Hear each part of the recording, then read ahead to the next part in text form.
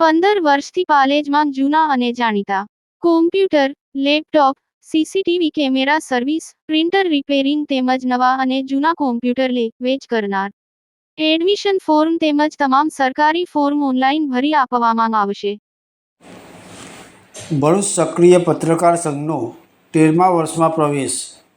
વાર્ષિક સાધારણ સભામાં દિનેશ અડવાણીની સર્વાનુમતે પુનઃ પ્રમુખ તરીકે વરણી.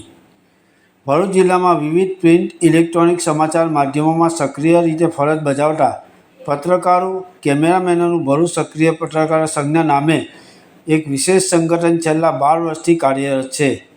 BAJA Bharuch active journalist association દ્વારા વિવિધ પ્રકારના સેવા કાર્યો કરવામાં આવ્યા છે, જેમાં શહેરના ગરીબ વિસ્તારમાં મેડિકલ કેમ્પ, આંખોનો કેમ્પ, વૃક્ષારોપણ, સ્વચ્છતા જાગૃતિ સહિતના અનેક પ્રકારના કાર્યો થકી લોકોની સેવાની સાથે સાથે લોકજાગૃતિના પણ વિવિધ કાર્યક્રમોને સફળતાપૂર્વક પાર પાડ્યા છે.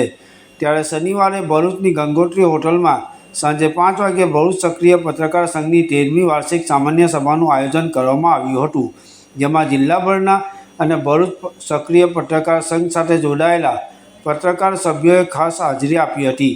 સામાન્ય સભામાં અગાઉની સામાન્ય સભામાં લેવાયેલા નિર્ણયોની ચર્ચા અને તેની બહાલી આપવામાં આવી હતી.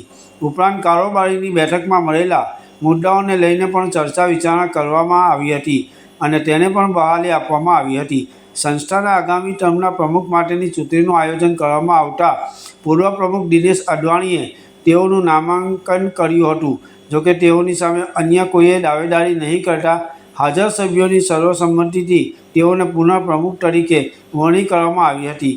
દિનેશ અડવાણીએ તેઓના પર વિશ્વાસ મૂકવા બદલ તેમને પુનઃ પ્રમુખની જવાબદારી સોંપવામાં આવતા સર્વ સભ્યોનો આભાર વ્યક્ત કર્યો હતો.